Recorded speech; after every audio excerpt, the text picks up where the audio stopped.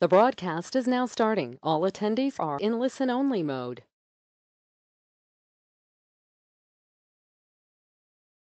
Hi guys, it's Steve Kroc. I don't know if we have. Looks like we have a couple people on the phone. We're going to give some folks a bit of time to join, and then we'll get started with our discussion on rural ecosystems.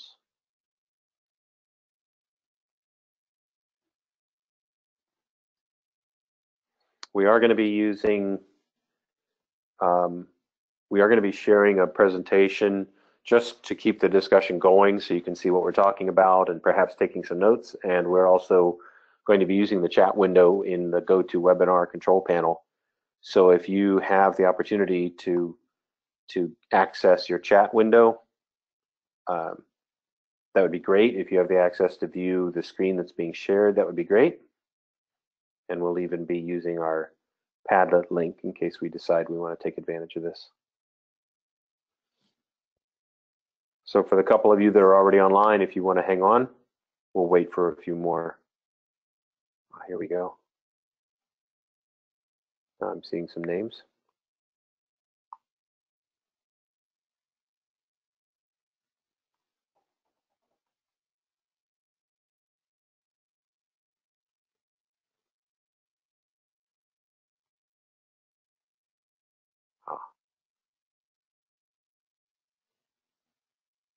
Jackie, I see you there. It looks like you're having an audio issue. You should not need. I'm going to try something. You should not need an audio pin.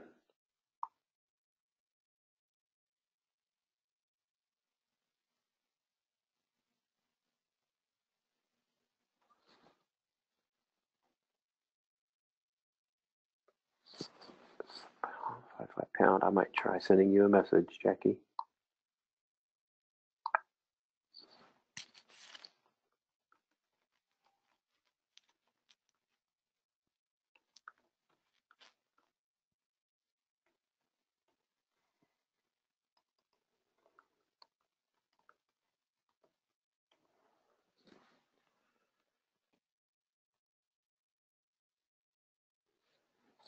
Let's see. I've got one question already from Mary Margaret Small.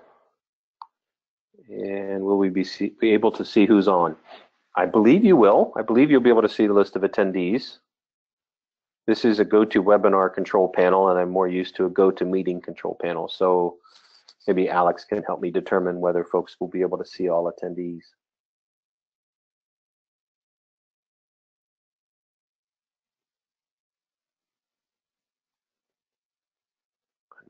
I'm going to start unmuting people because I think people are coming on muted.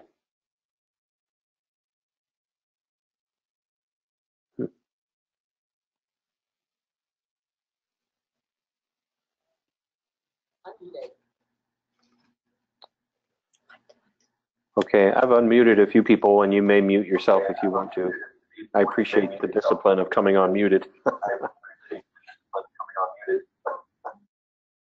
But I also want to know if you're having any problems.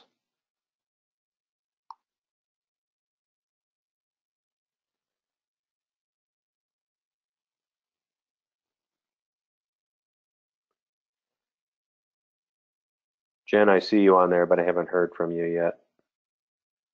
Oh yeah, I'm here. Awesome. Yeah. Just staying muted. Yeah. And Jacqueline is calling in from Prince George, about as far away as we can get on the continent from you, Jen. I think I remember, Jacqueline. We were at that at your session. Yeah. In Washington, yeah.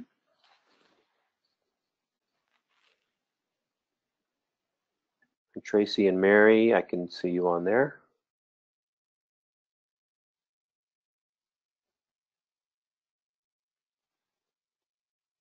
We have a few minutes for some more folks to join us. I don't expect a high turnout for a couple of reasons, including the last webinar that was an invitation to a different cross-section of folks. Also was not a terribly high turnout, but I heard it was a good productive conversation.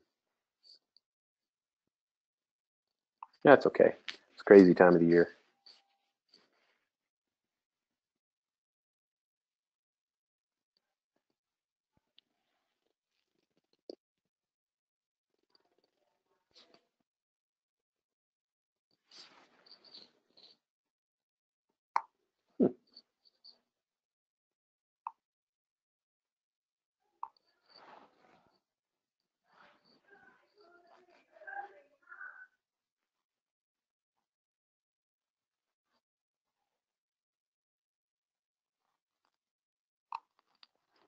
So as a reminder for those who are on, we will be using a shared screen so you can see a PowerPoint presentation, or I guess in this case a Google Sheets presentation. Nice and simple, just going to use it to guide us along our path today. Not even essential. And then we should have few enough people that we can just open the mics up and unmute people and allow conversation to happen. But we also have the chat window if you'd like to submit, the questions window as well if you'd like to submit. I kind of suggest that we put everything in chat and just allow everybody choose the all entire audience in the chat selection box just below that chat window. And that way everybody can see the questions unless you want to target them directly at Alex or myself.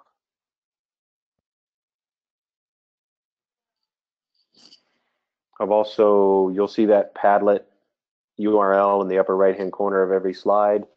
Don't think we're going to use that, but depending on how things went today, I wanted it to be there in case we needed to do a little bit of brainstorming or idea sharing faster than we can do it just by passing the microphone.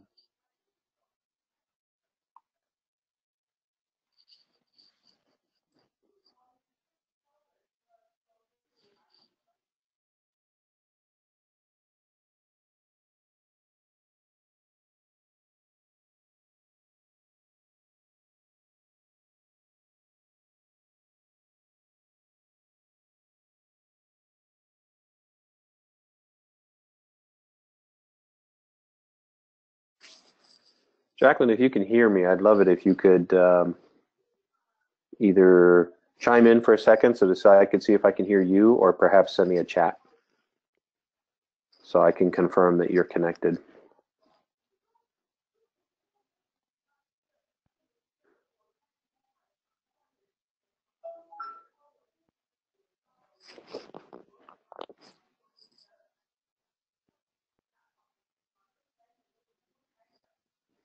Go over and check my inbox really quickly, see if anybody's having an issue.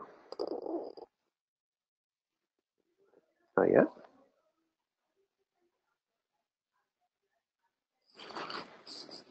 Might even send out a reminder.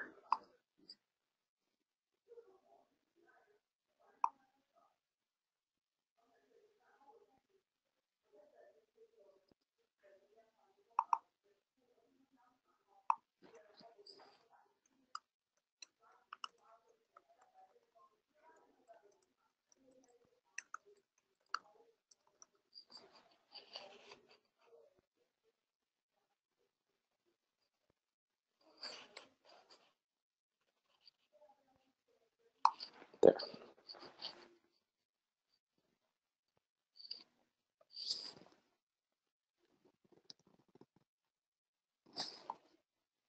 Ah, sweet.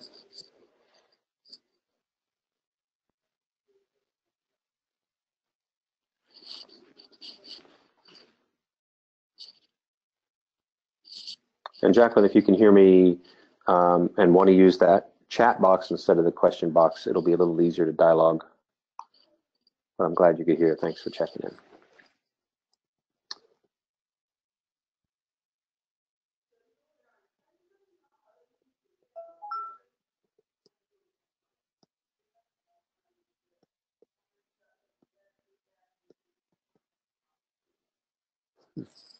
Okay.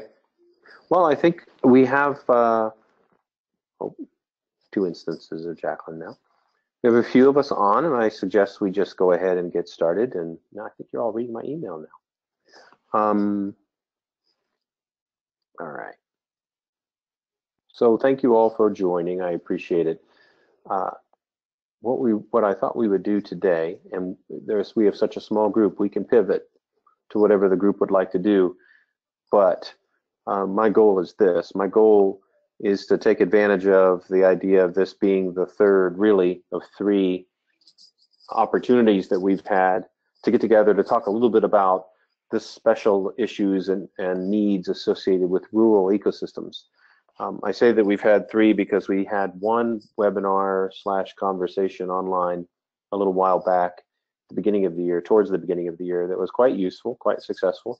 And then we've had the opportunity to meet several of us in DC at the COP convening and had another robust conversation. A lot of new people at those tables, so we were bringing up some topics that we'd already started into. So today I thought we would review just a little bit what we've covered in those previous topics. We won't spend a lot of them, but I wanted to bring them back to the top of your mind. And then I'd like to be able to see here. I'd like to be able to put some new ideas, some new thoughts on the table for discussion today. And so the opportunity for just a handful of us that are here are to either go back and revisit something from those previous discussions, or maybe start to tackle this discussion, a couple of these new topics today. So we'll see where we go. Let me start off with a little bit of review, and I'll keep this part pretty short. And we'll be certain to be done. We're starting at 12:30 Eastern time. We'll be certain to be done by 1:30 Eastern time. That's my target. So my hope is by the time we're done with this time together, you'll have a reminder of the topics that we already covered in our two previous discussions. Hopefully there are 2 or 3 new things that you'll be thinking about because of the discussion that we have today. Maybe lessons learned from other rural ecosystems, or perhaps just perspectives from stories as people are telling them that make you think a little bit differently about your own ecosystem. And one of the important things I want to do is, since this is going to be the last one officially within our program year, I wanted to have a conversation about what you'd like to do going forward to keep some sort of a channel open for future discussions among rural ecosystems. So those are my 3 big goals for our short time together today. So just a quick reminder, on our first webinar conversation, we talked really about 2 big topics, but had a lot of conversation of detail within those. One of them was about this notion that what makes rurals a bit different than most other ecosystems are the types of jobs that are available. Now, not all the rurals are the same by any stretch of the imagination, but there do tend to be more jobs available that are associated with trades or associated with 2-year tech degrees or certification than there are 4-year degree, 4-year or 4-year plus degree jobs. And I think one of the most interesting outcomes of this is that there's an interesting perception about STEM careers, because across the country, when we talk about STEM careers, usually that conversation is about advanced degrees and things like this. Just kind of falls into that category, not even necessarily intentionally. But across the country in all of these ecosystems, we talk a lot about the fact that the workforce development predictions in our area suggest that the majority of jobs are in fact these 2-year associate's degrees, certifications, trade, or apprenticeship approachable kinds of careers. So in reality, there's a big overlap across all of those ecosystems.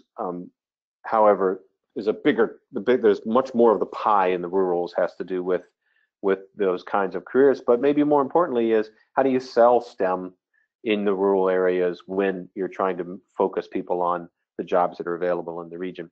Another topic we kind of talked about in that conversation is about healthcare.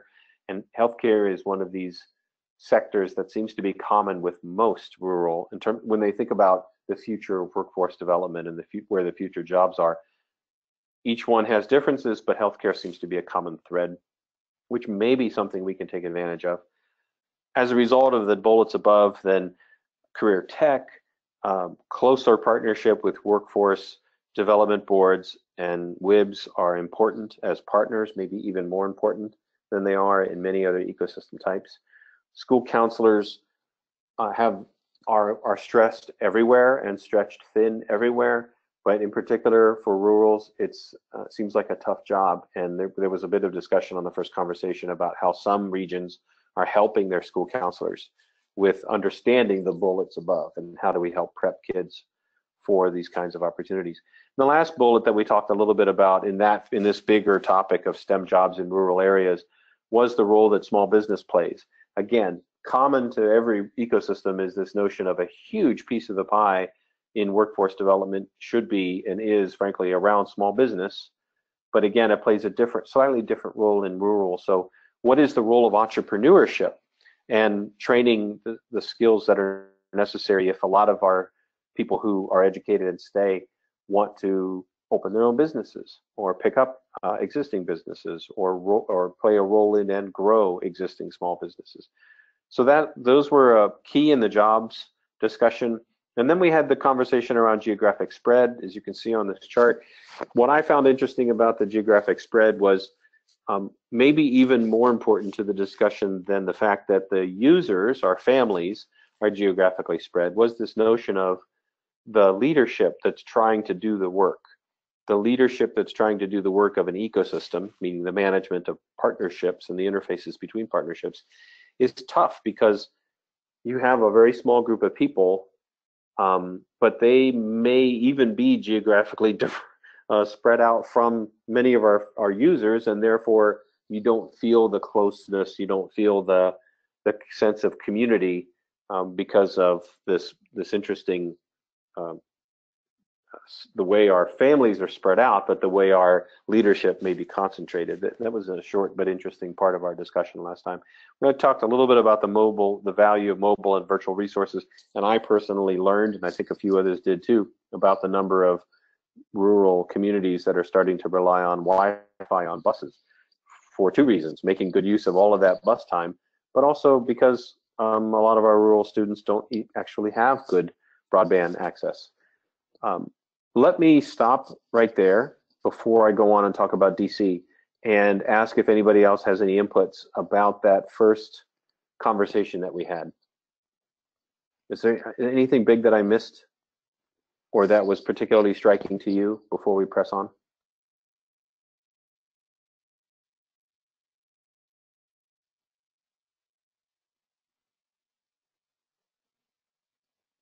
And I'll do my best educator pregnant pause, even though I'm not an educator per se.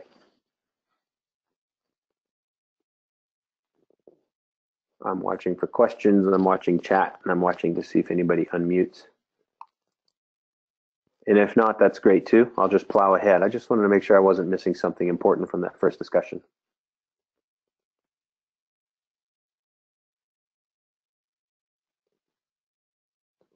Okay, I'll plow ahead. In our DC COP convening discussion, it was a very fun discussion. We had a lot of new participants. We also had a few what I call hybrid participants, which are communities that have either a small urban plus rural component, or maybe even a rather large urban plus rural component. So that made it for an interesting conversation as well.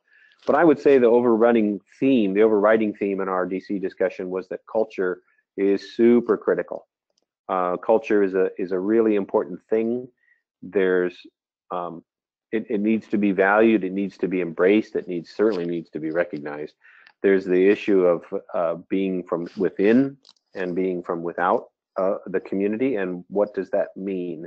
And I'll tell you that even since we got together in DC, I've been learning some lessons about the role of outsiders and tips I would give to people who are trying to have an impact. Relationships are super critical.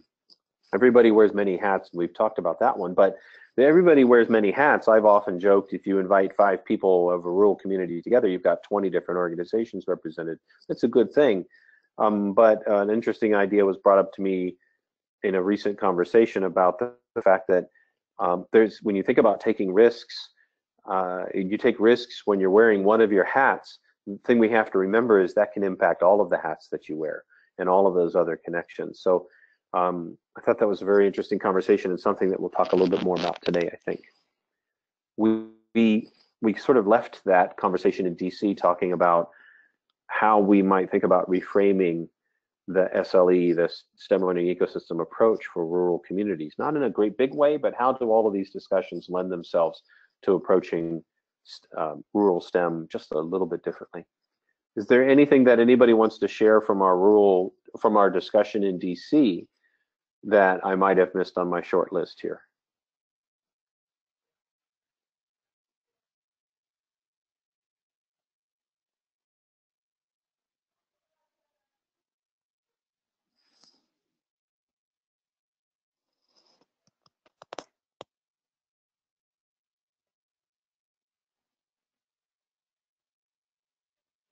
Okay, hopefully that means I've got it covered. Again, I'm watching for questions, make sure I'm not missing those. Nope, not seeing any.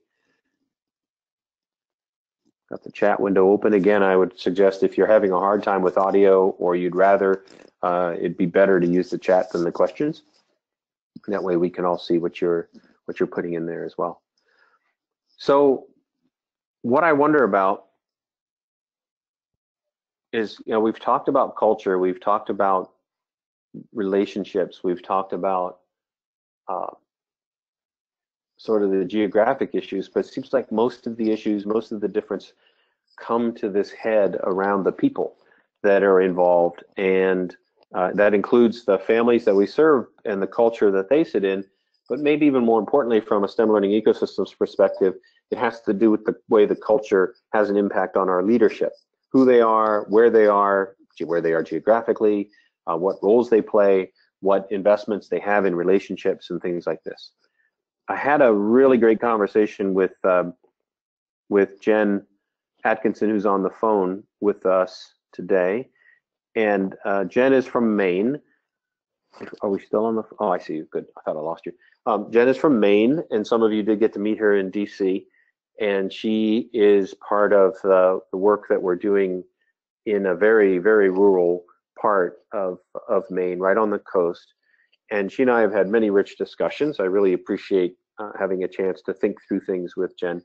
And Jen had a chance to participate in I think it was an NSF gathering down in Huntsville, Alabama, and had a chance to lead a discussion on rural. And I don't want to put you on the spot, Jen, but I also want to give you the opportunity to chat just a little bit about a couple of your takeaways, because I'm probably going to highlight a couple of them as I suggest some things to talk about next. Sure. Yeah. Hi. It was a combination funding from the Mott. So it was for their after school alliance people, but it was a focus on STEM because it was being done with STEM Next. And one thing that I said to Steve, which was really interesting, was how many because they came in teams, and how many teams there were really rural. I mean, and I, places, a good 45 miles from the nearest service center, kind of rural, and people from Alabama and Alaska. So it was an interesting question, and it really had to do about STEM in rural areas. We were talking about that generally, but I felt like there was a lot of applicable sort of thoughts to this group, and kind of the things that we have been discussing, and Steve and I, discussed some of those, like he was saying, just about, it was interesting just to have an open chance just to kind of talk about rural qualities or attributes or conditions, like, what makes a place rural? Is it just not having many people, or what else is going on there that is helpful to understand? And then what it is about those places that make it easier to do STEM programming, which is really where we were focused, not so much on the ecosystem building, but where it makes it easier to do the STEM programming. And then what makes it harder. And out of that just came a lot of, I think, just really, great observations. And I think we're gonna, Steve has pulled out some of the things that we talked about, and then I can pull out some more as we go along, or how do you think that would be helpful? Yeah, that works. Okay. So let me give you a list. let me give the group a list of things to think about here, and then we can see where the group wants to go or where people might have questions. I think if you can see my screen still, I'll blow it up. This kind of summarized the discussion from the previous discussions as well, this notion of social capital in rural areas.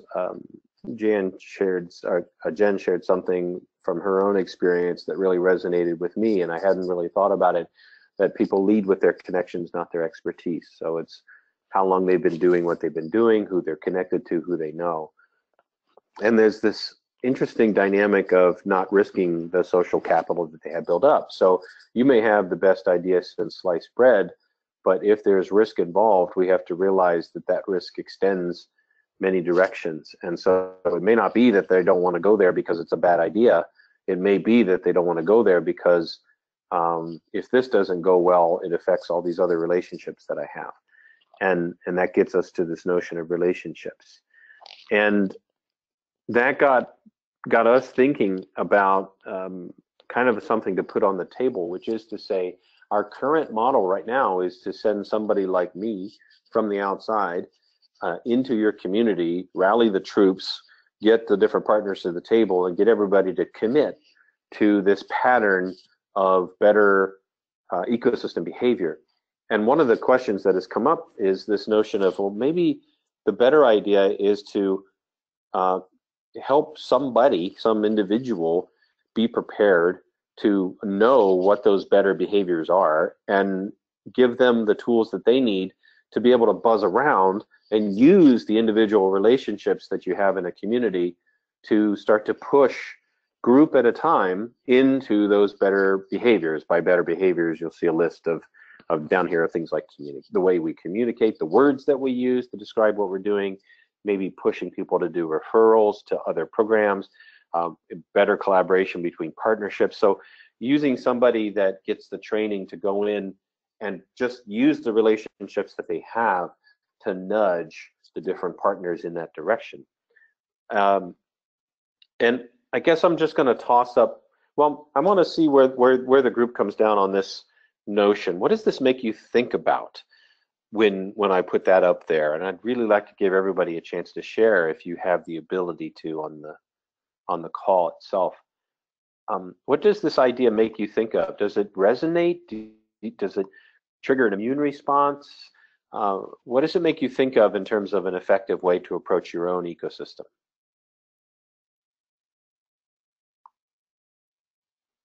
This is Mary Margaret. One of the conversations that Sarah Cobley and I, and Sarah's my TA, have had has to do with Design Studio. And because the ecosystem that I lead really firmly has established missions and goals, the Design Studio piece, the critical need for it is perhaps not there as it might be with ecosystems that aren't quite as far into the process as we are. But what it makes me think about is, and when I have conversations with Sarah, is that I would like to experience the Design Studio so that as a leader, or people with my leadership team experience the Design Studio, we can come and bring it back home, use that framework, use those ideas, and do the internal kinds of introspection, etc. Because I do think, and my experience has been, that sometimes when you bring people in from the outside, it doesn't go anywhere. Maybe it doesn't go as deep, or people don't own it as much. Within my own campus, we just had IBM come in and do a Design Studio. And I can tell you in the 6 months since that time, nothing has happened because other people came in and led us through a process that we didn't necessarily own and didn't have time to process. So for me, looking at social capital and people from the outside coming into my region, I would like the ecosystem should be able to develop those same skills and talents in my leadership team so that we could be more effective and could sort of turnkey it so that we could do it at home, or we could do it multiple times in multiple regions, because we are 7 counties and our counties don't all look alike. So being able to do what UTAs do so well, but being able to do it in smaller groups or more regionally, I think would help me with the social capital aspect of it. That's really good input, Mary. And I wasn't even thinking about that other unintended consequence. And I faced it too as somebody who has had other folks come in to do things. Because you don't have that ownership and you're sort of waiting for that person, you just don't move as fast. And a lot of time, I don't know if if you want to say it gets wasted, but it certainly might have been time better used if you had the capacity locally. That's a really good suggestion. Any other thoughts from the folks that are on the call?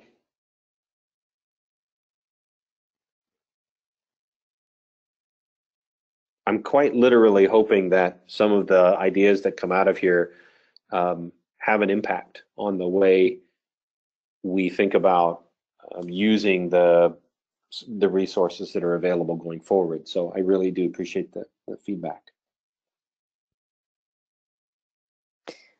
Mary, this is Jen. I was intrigued by what you said also, because one of the things that we encountered trying to get people interested in a design studio, even though Steve explained it, he explained it well, they just kept saying, but I'm just not quite sure what it is. And, the whole kick the tire thing, I don't know. And they didn't feel, I was intrigued with this idea of, even getting to experience it first, so you can come back and, talk about it in a way that feels more authentic than sort of telling people what other people told you it was, which I think makes people sometimes uncomfortable, taking that risk, trying to bring in people. They're like, well, boy, if I bring in so-and-so and this isn't a good use of their time, I have really blown it. Or if it doesn't deliver what I thought it did, but it turns out something good, but it's not quite what I said, that could be a problem too. So I'm intrigued by that idea. Thanks, Jen. Yeah, I appreciate what you shared, which is what I felt. And honestly, from my side, it's like, all right, we'll explain it for the 4th time. But I totally get that. The thing that I was missing was the risk that you take when you're small enough and you're so relationship focused. There's a lot at stake, and so the notion that Mary suggests of bringing somebody out to experience it, so that it's easier for them to communicate, easier for them to understand what the real risk is, I think is brilliant. I think it's a good idea. And I think training us in the process, not only having us experience it, but training us in that process, because as you noted, we belong to multiple organizations. And yes, we lead an ecosystem, but there are other organizations that we're affiliated with that could benefit as well from that process. And I don't feel the least bit versed in the process. So maybe in one of our convenings, and I don't know how long it takes to, quote, train us. I know that it takes a couple days to actually go through the whole process, but maybe that's something that the ecosystem could offer to us to enhance our capacity as leaders. Mm-hmm. It's a good idea, and it would take more time. I suspect that if off the top of my head, if we were going to do this, this would be something that would be a bit of a hybrid, right? So we would do a little bit of reading and thinking, a little bit of online virtual, and then a little bit of in person. Because as you might guess, facilitating those kinds of conversations are a whole lot less about following the script and a whole lot more about rolling with the room. and trying to keep the room moving in the right direction. But absolutely trainable skills, and you know, as long as you send the right people. But nonetheless, the wake, you know, the ripple effect of having that capacity locally would be huge. So I think it would be well worth the investment. Anybody else have a thought on really this notion of what is the importance of social capital in rural ecosystems trying to tell us, and how might we think differently about approaching the management or the leadership of, or just getting the group to move in a certain direction?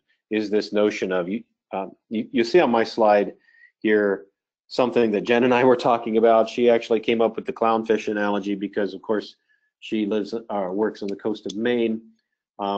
We also talked about the bee model, right? So this is bouncing around and having this symbiotic relationship with the ecosystem where you play a definitive role in this, where in this case one, as I described it, we come in from the outside, we pull partners together, we get agreement on what to do, get work together on projects to make those goals happen, as opposed to preparing somebody in the SLE to be able to swim back and forth between those partners, knowing what those goals are, getting buy-in from them, but kind of encouraging them along the way towards that behavior. Hey, use these words instead of these words. Hey, don't forget at the end of your session to refer the families that are there to the other opportunities. Oh, you don't know what they are? I know what they are. I'll help you do that.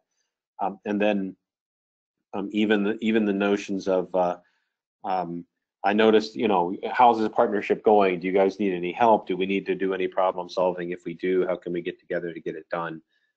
I think that is a really powerful method. And what was cluing us in was Maine sharing something that they do like this, but it's not at the partner level as much as it is this notion of a STEM guide, which is a funded project that they have, where a person is hopping around the different communities through the events that they have, being sort of a common thread and raising awareness about other things that are happening.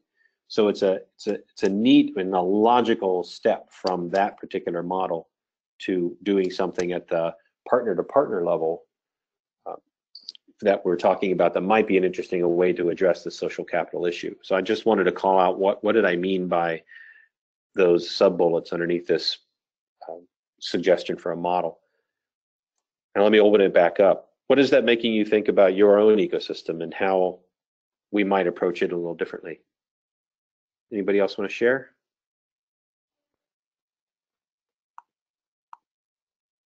There's my control panel. Tracy, I see you're on the line. Jacqueline, I don't know if you're in a position to be able to share or not. We didn't test your audio.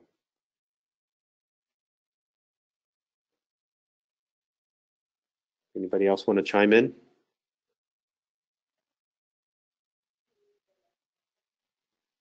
I confess a couple of these names are not familiar to me, so it would also be good to let us know what group you're with when you introduce yourself. Mary, which group are you with? I'm the North Country STEM Learning Network. We're one of 10 regional networks within New York State. Okay.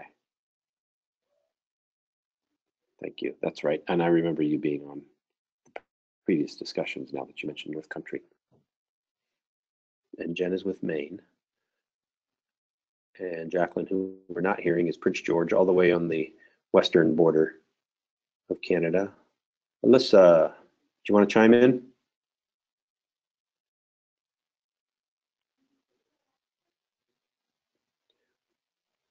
You want to chime in, Alyssa, or are you playing with controls? I see a hand up. She took it down. And I see Bridget Deneen on the list and Tracy Wilson Scott on the list as well. I don't know if you guys want to chime in.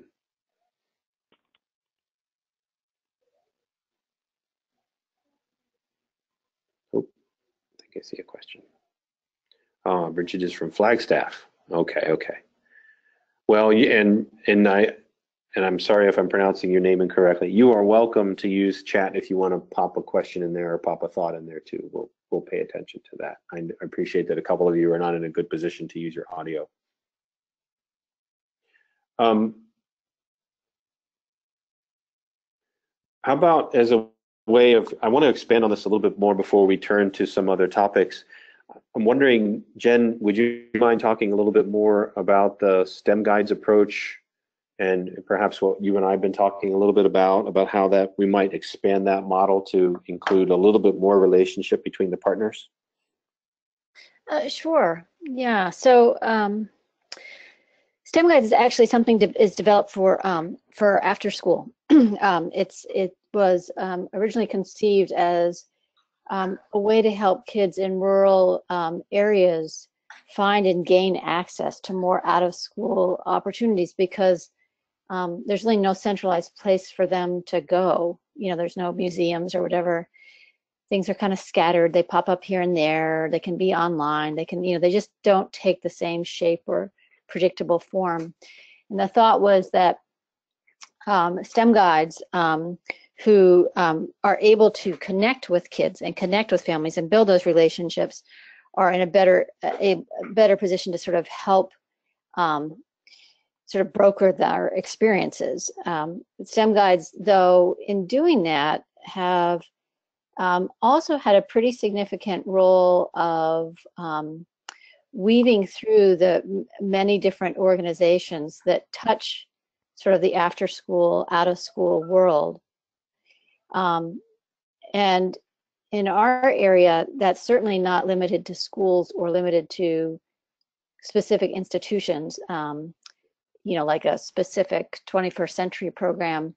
It kind of takes in Scouts and 4-H and the library and the land trust and the marine labs, anybody who has something to say to kids, kind of finds different ways to do that. So it's a lot of, even sometimes adult ed, the junior firefighter program, random internships. There's just a lot of little stuff popping up.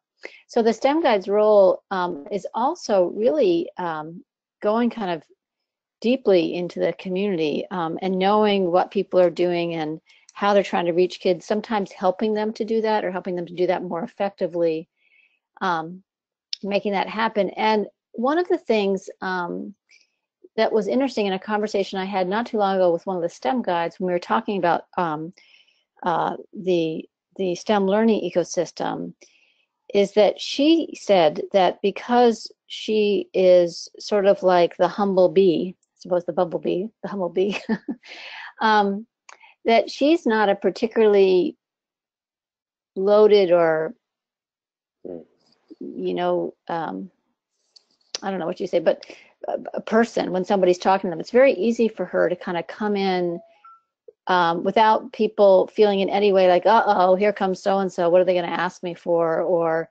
oh, I have to be on another advisory meeting, or they're going to want funding. It's just sort of Sandy coming in to talk to you and coming in to help you. And she said, so that way she feels like her reception is much better, and she's able to kind of get ideas in and sprinkle ideas around, leverage things at the place where she can sense people can leverage. Maybe the library can't do a program, but it can offer space for somebody else's program.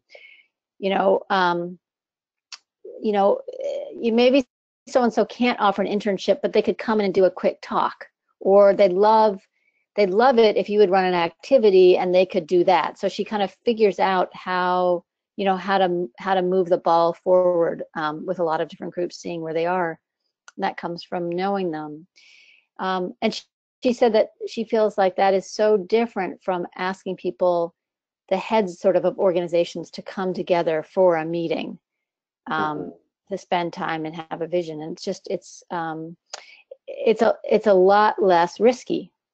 But by sort of collecting the pollen or the idea from one leader in one organization and bringing it to the next, she really, again, kind of helps cultivate this all. But somehow in a way that, again, I think speaks to that risk adversity, because Yeah. people don't worry so much about the loss of social capital, especially if she's finding through her conversations with them, what could you do? You know, or would this work better for you? Or how can we make this, this happen? Yeah, I like that notion of they can, having my physical science background, I always think of that person described as a bit of a neutron Yeah, in a one way or another polarized environment, whether it's politically polarized at the local level or um, even I can't say no to this person. Someone else is going to have to say no for me, or whatever. She's sort of neutral. She can sort of fly in and have an impact and get out. That includes, and then one just to clarify. So a STEM guide, you in Maine, you guys wrote this for an NSF grant, right? And yes, yes. you have one STEM guide per sort of regional footprint. No, it depends. Sometimes they're teams. In each place, it's looked a little bit different. And this is a paid person, like half Right. time or something like that? Yep, paid. We're finding the sweet spot is like 25 hours, something like that. They're paid a modest amount, but we're kind of finding two sorts of people. There's a little bit of because this is an NSF grant and it's time limited. It's a little bit like the gig economy thing, somebody sort of picking up something that adds. These are usually people with community development, youth development, education kinds of backgrounds and interests, certainly STEM and science interests that we're finding. Sometimes early career, sometimes late career. That depends also. We've had some people who are interested who were retired, who came into it. Works well for educators who might have pulled out of the game for a little bit because they can't go full time with kids or with other family obligations. So it's that kind of position. We did try volunteer, and that was just too inconsistent. Yeah, and you can imagine because it's out of school focus, even teachers just using it as a supplemental where they get to really focus on it in the summertime, but can still put some time into it during the school year, perhaps. Yes. So I just wanted to ask that clarifying question so that people had an idea how that works. Now, I guess the other big question is, do you have any sense about whether this experiment is going to get NSF interested in expanding this program? I don't. It's there's more in the literature these days about this kind of idea of a STEM broker, but it's still just developing, and a lot of it is internal within institutions. How do you get kids to the next sort of thing that you do? And then there's there's some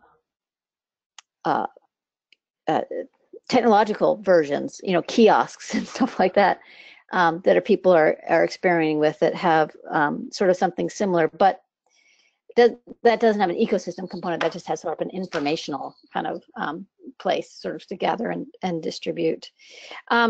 So I'm not sure. We're just kind of talking about that now.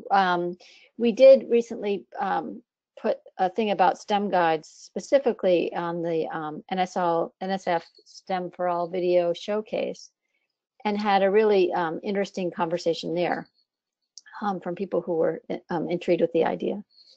Okay. So we'll have to see. I think it's very interesting, and I think in particular what I hope NSF gets excited about is the rural component, because that notion of a STEM broker is not a new notion, but I don't know that it's gotten traction in other types of ecosystems as well as it could and should in rural, and so that's what I get excited about. And NSF does other, it also makes me think about, there's an NSF opportunity that rolls around every year around their advanced technology education grants, which is a really interesting diversion from what NSF usually funds, but this notion of creating these pipelines, workforce pipelines, and they love to focus on rural. They love to pick up more rural. And I think it would be very interesting for somebody, you could even imagine using that channel to create these STEM guides, because they will fund some K through 12 activities to prepare people for these pipelines that are mostly focused on community colleges. So I think that NSF ATE, or Advanced Tech Education, is a really interesting potential vehicle. And frankly, for those of you who are on the line, one of the things that NSF loves about these ATE grants is when multiple communities all get together and say, hey, we want to try this, even if they're geographically disparate. The opportunity to say 6 of us are going to do this same thing together to see if we can learn something even more, and it would be a big bang for the buck. So, as far as NSF is concerned, so something to think about. So let me stop there. I think that's really, really super helpful, and I hope the rest of you are following our logic on this, because again, I think this notion of if you know what you're going for, besides all of the things that a STEM guide is already doing, if you think about the things that you're going for, hey, while I'm here, let me check that we're being consistent the way we talk about this. Let me check in with the families and see if they're understanding this. Let me make sure referrals are happening. Let me make sure that collaborations are real and they're happening. Those aren't really heavy lifts, but if they're not intentionally thinking about these things, they're not going to happen. So maybe a really interesting way to nudge in the who is that? In the spirit of behavior modification. Nudging is basically taking advantage of the natural inclinations that you have in a culture to get the kind of behavior that you want. The simple example is those wonderful rumble strips on the highway that somebody came up with, where you don't have to think about what to do when you run over them. Your body automatically knows, oh, I need to correct and get back in the middle of my lane. It's kind of that. So how do we leverage these relationships and use those relationships to nudge partners in an ecosystem in the direction that we want, so we get that coherence? Anybody else on the phone want to share a thought before we plow ahead? I'm watching the time. It's about 20 after 1, so we're not going to go at this for too much longer. I have a question. It's Mary Margaret again. Jennifer, do you have any written description, print part of the narrative that you submitted that you could share? So as we leave this conversation, if we want to replicate or we want to modify and build into our own grants, we have sort of a working document that we can steal good ideas and language from? So the grant itself right now is in the 5th year, and so we're just finishing up, and it's really evolved from the first year. So I'm not sure that the original grant language describes it quite in the same way that it ended up evolving to. That said, we are kind of in the middle right now of doing a fair amount of dissemination, developing several papers, and talking about more aggressive dissemination. And I think that will start to have, more of the language that that you can pull from. That is my gut thought on that. But I'd be happy, Mary, to connect with you separately to go through that and see if there's more. Yeah. I have shared the link to the video you guys just created and shared in Huntsville. And so if you can see your chat window, I have put that link in there, and we can share that by email as well. So it's a video that describes it, and then underneath that video, in that URL, the STEM for All 2018 site, under this video is a pretty rich conversation that's going on. People asking questions, people looking for more information or expressing interest. So there might even be a way to build out our network beyond the ecosystems themselves. So Mary, if you can see that, I would point you there. If not, I'll be happy to make sure that link gets emailed to everybody on this list. Great, thanks. I can see it. Thank you. Yep. And do be sure to get in touch, because I can kind of with more specificity see if there's something that you're thinking about that we might have. Thank you. Awesome. Thank you, guys. Anybody else want to chime in on that topic before we pivot?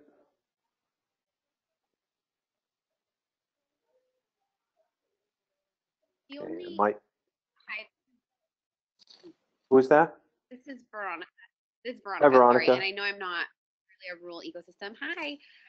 The only thing I just wanted to poke my 2 cents in about that might be useful for other ecosystems that are looking to replicate something like this model reminds me a lot of promotores, which are like promoters of health, and they've been really helpful in at least Southern California. I know of the model there around getting Spanish speakers and in the community to really step up and kind of take ownership over their health.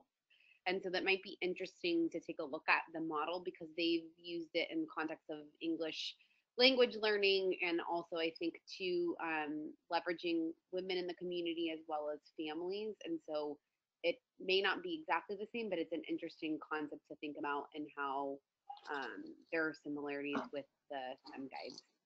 Veronica, what's the name of that program again? Can you help me with that? In Spanish, so I'll type it in the text box. So if we look on that name, if we look up that name, we'll find out more about that program. I'm gonna try to look for. There's an old organization I worked with in a previous life that is in Cal State Monterey Bay that has done a lot on an intervention and has a lot of research and writing around that program. So I'm gonna look to see if I can find that, and I'll put it in the text box within the next 5 minutes before you guys close out. Okay, excellent, thanks. I love finding analogies, you know, analogs in other systems and other solutions that like lend themselves to these kinds of things. So I appreciate you adding that. Yeah, I thought it might be helpful because it's interesting and it intersects with a couple different things that might be useful. So thanks for letting me share that, and I'll put the link in. Okay, great. Quick scan. Okay, I'm going to pivot to two things.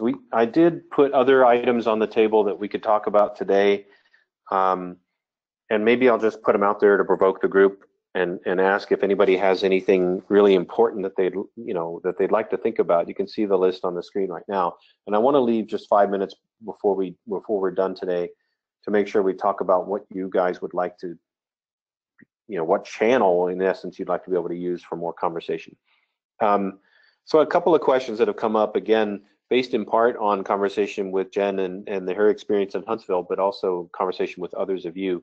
One is agricultural communities in our area tend to be really, really good at, and by I mean agricultural sectors, when they involve education, they tend to be really good at preparing youth for careers in these environments. There's just a lot of built-in skills, teamwork, problem solving, discipline of showing up, all those kinds of things. And that gets mirrored in 4-H and those kinds of programs in terms of the skills that they focus on. And one of my bigger questions is, you may or may not have agriculture to lean on in your region, but there may be opportunities to leverage what that sector is trying to tell us about what works and what doesn't. Jen and I were talking about this in terms of Maine and the work that they do in fisheries. There may be other sectors in your community where you could stop and say, what could the agricultural sector tell me about how we might try to set up a new program, or might leverage a program, or might accentuate some features of a program in a different sector that's more popular in my particular rural environment.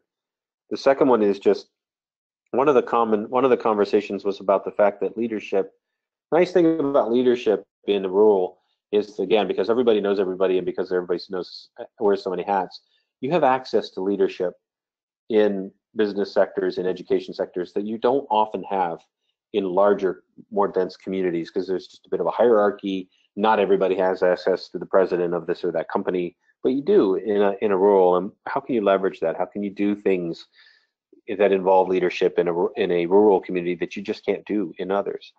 The third idea was about peer learning. This notion of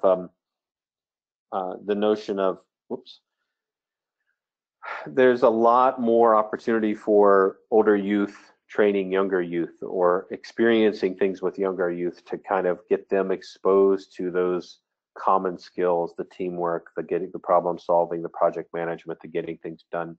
And I know that a lot of that happens inherently, but maybe we don't leverage it.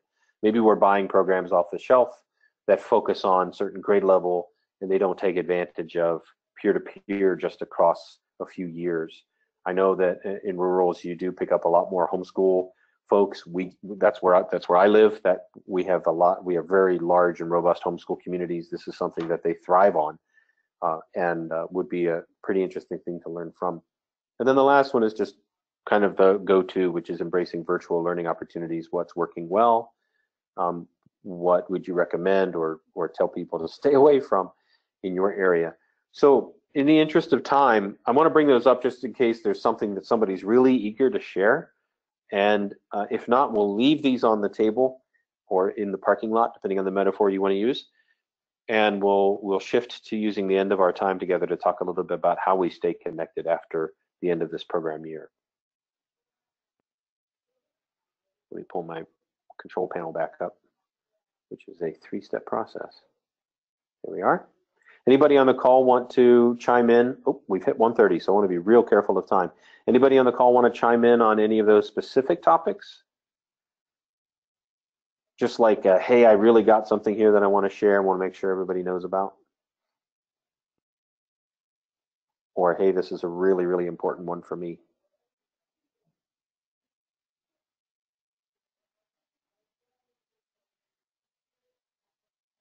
I wanted to put those on the table, but I really wanted to prioritize that previous conversation, and I'm glad you guys chimed in on it, because I think it's to me it was the one that was kind of a burning question for us to think about. Well, let me ask the group that remains really quickly. Going forward, we are going to be going into cohort 4, so the process will continue, and as far as I know, I can't confirm this, but as far as I know, we will still have some level of technical assistance, like myself, doing, being available, being somebody you can reach out to, somebody who'll be checking in on you, that kind of thing. But really, we need to make sure that we've got a channel for rural communities to talk to rural communities. One way of doing this would be relying on, and I'd love for us to rely on the SLE Buddy Press site that we have for creating these kinds of things. We could, if we don't already have something like it, we could create a specific practice group around rural ecosystems, which might be a really marvelous way to go because the structure is already there. Perhaps you'd be interested in having, continuing to have calls at a regular scheduled basis instead of deciding maybe through the community of practice around practice groups of rural systems, hey, it's about time we had a call. And then the other thing I would recommend us thinking about is there are other convenings, there are other meetings where rural STEM comes up, and it might be really good to take advantage of those to try to further the cause. Somebody who's going to this one is going to come back and share what they learned, and we can all learn from them, that kind of a thing. I just want to get your thoughts, open thoughts, just for a few minutes before we close, on what might be a good way to stay connected. What would you prefer to do?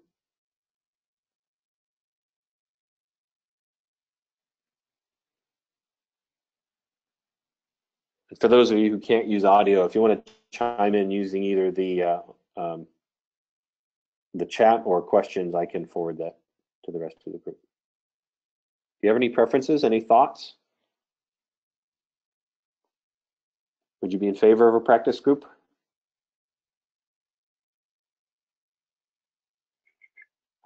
Jen asked how the practice group works. So in the kind of strictest tradition of a community of practice, anybody can join the practice group, and the practice group focuses on a topic. So think of it like a discussion board around a specific topic. There have been practice groups around getting more family engagement. There have been practice groups around advocacy for STEM learning ecosystems. You can check out all the practice groups that are on the STEM learning ecosystems community's website. But if we formed one around rural, basically there would be a discussion thread that pops up, and it would be an opportunity for people to link. People could ask a question. When somebody asks a question, hey, does anybody know about how to get a hold of this resource or this information? You could set your notifications up to get emails. You go back to the discussion board. You might reply if you have something. Or Jen, you might disseminate your STEM guides information on that discussion thread so that anybody in the practice group can see it. That might lead to follow-up conversations, one-on-one phone calls, that kind of a thing. And again, if we reach an opportunity, we might say, hey, let's all get on a webinar, let's all get on a conference call and have a conversation. So hopefully that explains what a practice group might do. Steve, this is Jen. I just have two other quick questions. Sure. Does the cohort number 4 have many more rural places? Good question. I don't think we know the answer to that yet. Okay. And do you anticipate convening the rural folks again in California? I would like to advocate for it, but specifically, I'd like to know if you guys would be interested in doing that. Okay. I thought it was a pretty rich discussion, and I would love for us to come up with some targeted issues to approach. Yeah. I was intrigued too about how many people from urban areas were there to sort of understand rural areas, so that those mixed groups. Yeah. So where that overlap is pretty interesting too. Right, and some of those urbans that have rural footprints. Yeah. Yeah, or some that are working like you have in harder hit and poorer served urban areas. Urban. Yeah, right.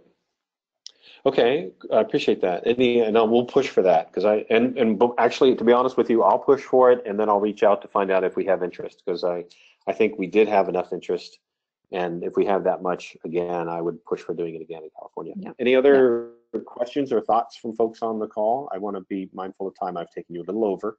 I already broke that promise. Sorry about that. I'm checking. Veronica did give us a link to the organization and the project that she talked about, so I'm going to capture that. Yeah, there's a ton of links actually, Steve. That one's just the best explanation of it, and I think actually to the point that was just made, it's interesting too for a mix of rural and urban that can use sort of the promotora or STEM guide type of model. Yeah. Okay. Cool. Okay, well, if there are no other comments, then I appreciate the discussion today. I think we were a little bit targeted, and we had a small audience, and only a few of us could use our audio, so I appreciate you guys listening. Jacqueline, I know you would like to reach out and meet some more folks, and you and I talked about a couple of different intersections, rural plus also folks that are leading from a smaller STEM-rich institution, such as a science museum. So we need to make those connections for you. Everyone else, maybe I'll do a little bit of an email poll to the same group to find out if they would be interested in a practice group around rural. There's no real commitment. It either has enough activity to sustain itself or it doesn't. It's not a big deal, but it might be something that folks are interested in doing as we pivot to the next program year. So if you don't have any more questions, I think we'll call it for the day. This session has been recorded, so other folks will be able to listen to it, and you'll be able to come back to it if you'd like. And look forward to chatting with more of you later. We'll send out a couple of these links by email that have been shared in the chat as well, so you can all get them. Any last thoughts before we close? Thanks, Steve. Welcome, Mary. Yep, thanks. All right, and thanks for the rest of you for listening in and contributing questions and discussion, and we'll talk to you all later. Take care.